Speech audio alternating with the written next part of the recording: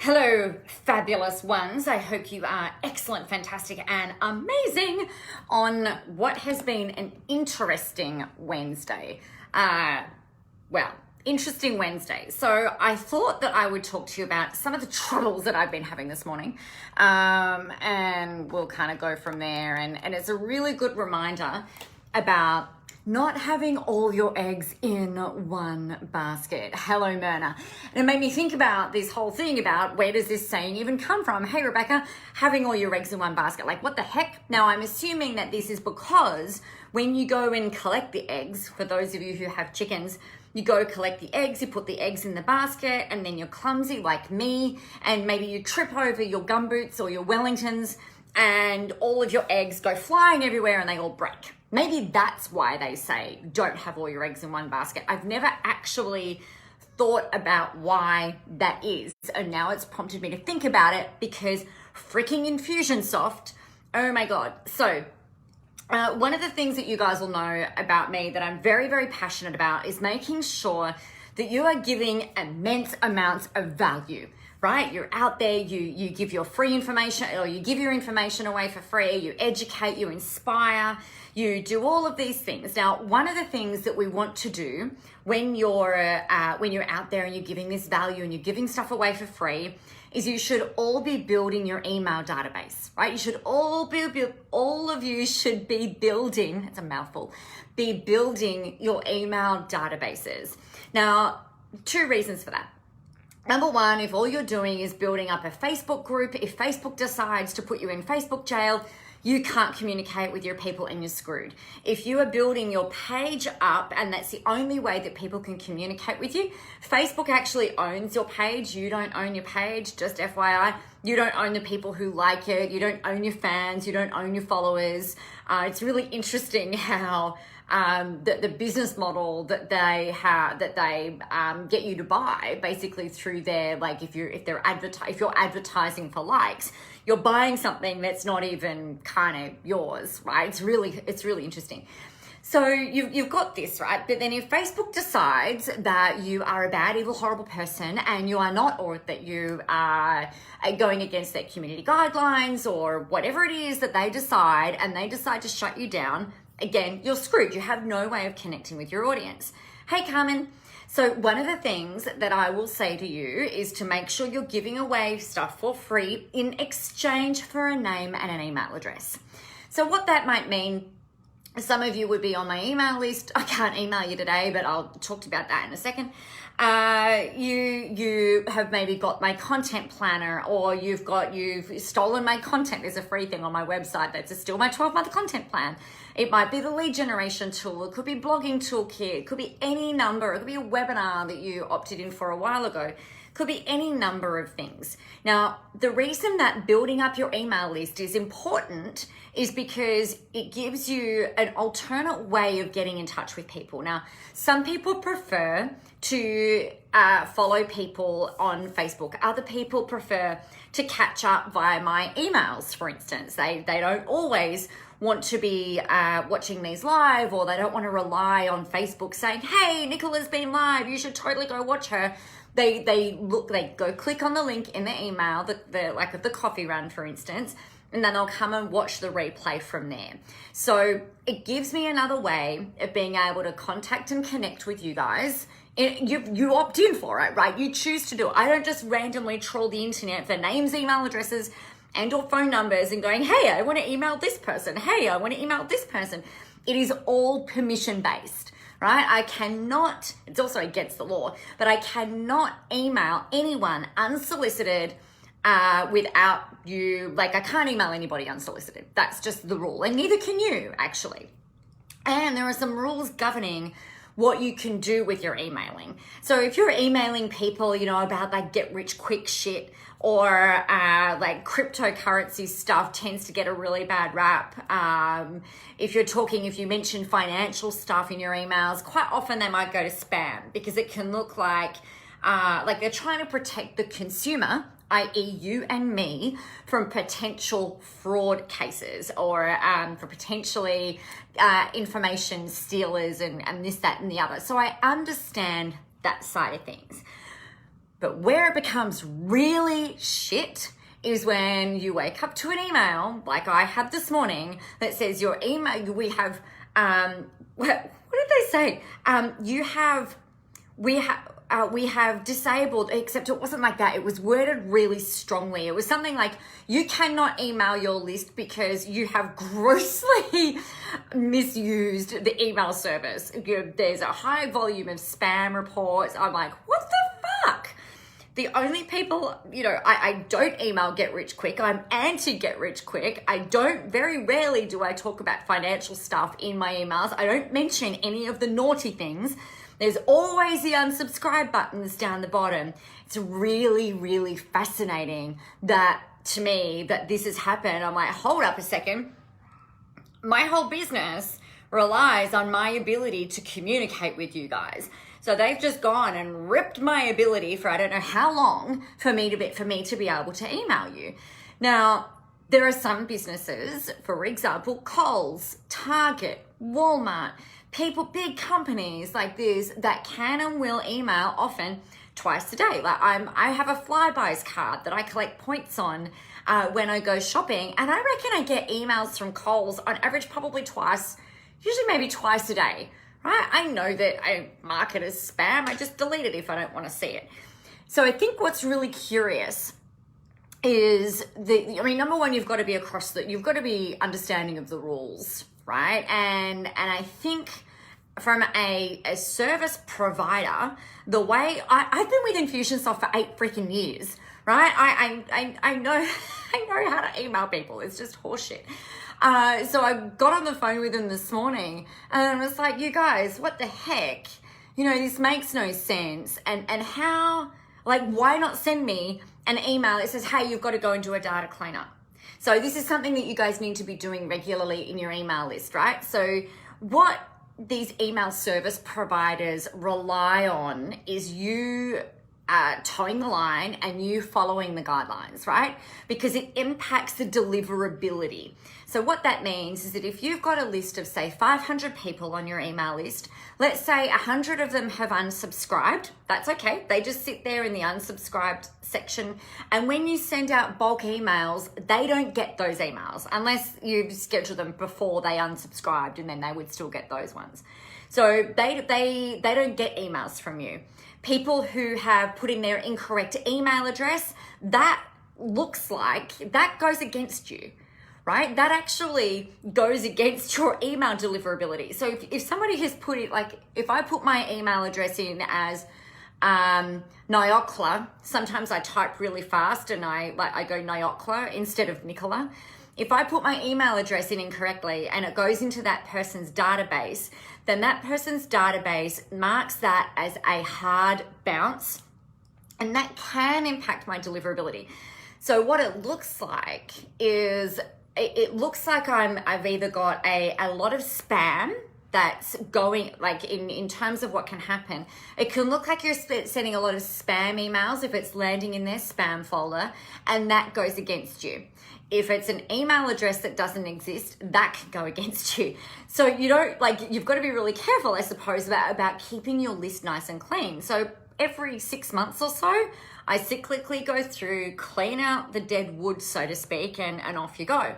So I deleted, this made me want to vomit, actually. At the start of last year, I had maybe about 20,000 people on my email list. And I went through and I was really kind of cutthroat with it. I was like, right, if they haven't engaged with me, if they have hard bounced, if they've soft bounced, if they haven't opened an email for 3 months, I'm just going to delete them. So I deleted, 10,000 people. I think I ended up with about 9,000 people on my list. Made me want to vomit because I had almost this, it's kind of almost like a false sense of security, I guess, that doesn't matter what happens, at least I've got my email list. And then all of a sudden it's been cut down by half and I was freaking the hell out. But what I've seen has been that my open rates on my emails are sitting at around 7%.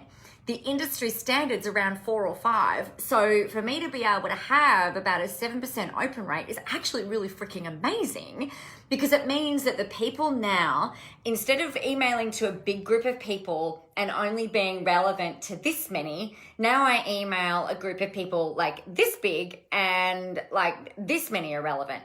So from an email deliverability perspective, it looks a lot better on paper, right? And even though, you know, like we shouldn't be attaching a sense of security or a sense of success or a sense of anything on anything external, it should be about how we feel.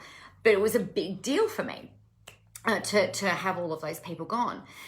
But what shits me is like, it's a bit like having your phone cut off. I haven't had this happen, but I imagine it would be like having your phone cut off because you haven't paid the bill, but the telephone company never actually reaches out and says, hey, your bill's overdue, can you pay it now, right? If your business relies on you having a phone and they just turn it off without any sense of warning, it's like, dude, what the heck? Like, how the hell am I supposed to make any fucking money?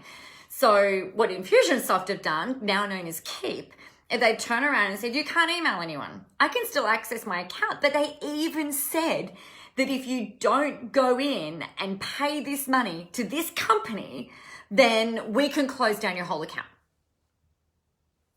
What the heck? Like, I know how to do the data cleanup. It's fascinating to me that an organization without any sense of warning can even do that. Now, I've been a massive advocate for Infusionsoft for years. Like I said, I've been using it for 8 years. Before that, I was with Office Autopilot. I advocate these days for people to use, like people who don't have big email lists, or if you're starting out, or if you're wanting something that's easy. I'm not an affiliate, right?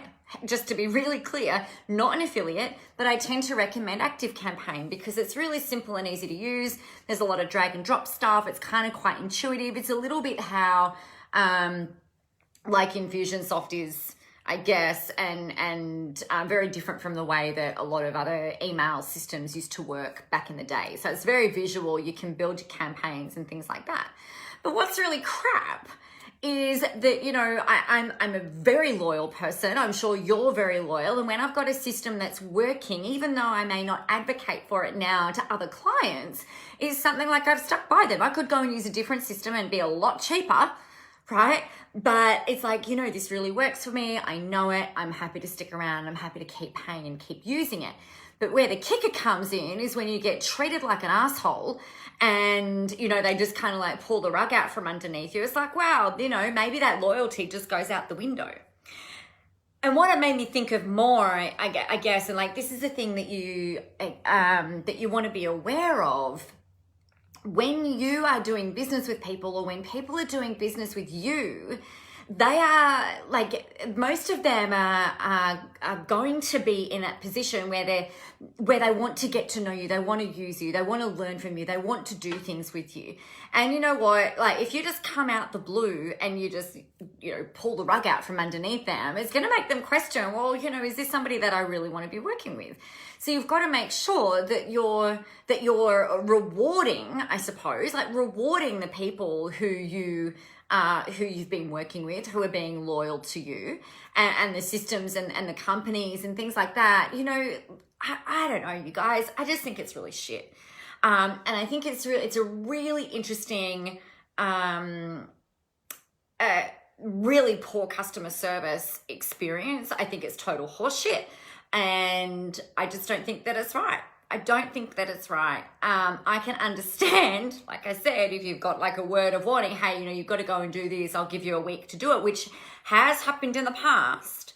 You know, I've gone, oh yeah, that's right, I've got to go do my data cleanup. Super happy to do that, but to just like have my ability to connect with you guys in your inbox taken away, that's really shit. And I'm not very happy about it.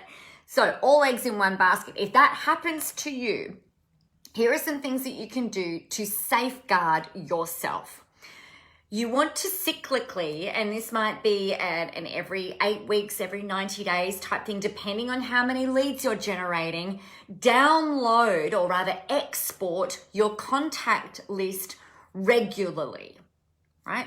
Export your contact list regularly out of your email service provider, whether it's MailChimp, ActiveCampaign, ConvertKit, whatever the hell you use, I don't care.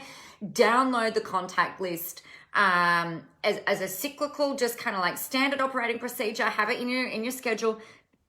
Just do it regularly. Okay, do that. Still make sure that you are generating leads, right? Because it does give you that alternate way of connecting with people outside of social media. And let's face it, social media is just getting noisier and noisier and noisier. So we want to have a way of being able to connect and talk to our people outside of those platforms where they've got discretion, or a bit more discretion, and another reminder of your amazingness and your brilliance, right? That you're sharing with them.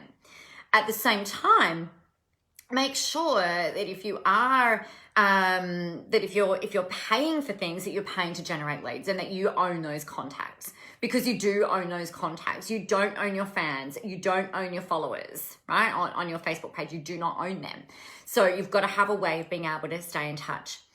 Make sure that you also have another platform outside of Facebook that you can use, that you're adding value on, that you're creating content. Because if Facebook decides that you're in Facebook jail and you can't do anything on your Facebook page, you don't want to go, oh my God, like I'm done. You don't want to rely on only one place to generate leads, connect with people outside of their email inbox, right? So you want to have both of these things going on. So create a safety net for yourself. So the summary of all of this is, make sure you're exporting your email list regularly and consistently every 60 to 90 days, so that you always have that ability. If something happens and you can't email from one service, you can go and upload those contacts into a brand new email system and go and email them from there. Okay, that's the worst case scenario. Yes, you'll have to build out your funnels again. Yes, you'll have to build out your campaigns again, but it gives you that opportunity. The second thing is, make sure that you're on more than one platform. So don't only rely on Facebook. Make sure you also have Instagram or LinkedIn, or obviously you've got to have a website, but also have another way of being able to stay in touch with people on social media. Something that you might like to do, and this is I'm just going to say it, I don't know, anyway.